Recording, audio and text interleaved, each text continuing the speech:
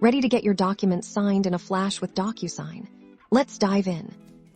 First things first, you'll receive an email from Docusign. It'll have a clear subject line indicating it needs your signature. Open that email up to get started.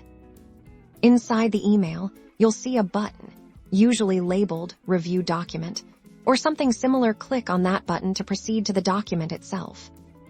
Once the document loads, Docusign will guide you through the signing process. You'll see areas marked by dotted lines or a signature icon. These are where you need to take action. When you reach a signature field, click on it. A box will appear, giving you a few options for most people.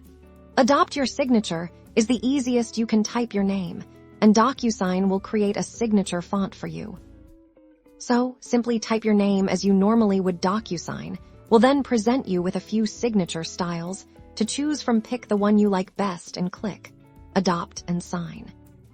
If you prefer, you can also draw your signature using your mouse or a stylus. Just follow the on-screen prompt to draw it in the provided space. Once you're happy with it, click Adopt and Sign. Docusign will then zip you to the next required field. This could be for your initials, your typed name, or other information needed by the sender. Click on each of these fields and fill in the required details. Keep clicking through until Docusign indicates you've completed all necessary fields. You'll usually see a clear Finish or Done button. Click that to finalize your signing. And there you have it.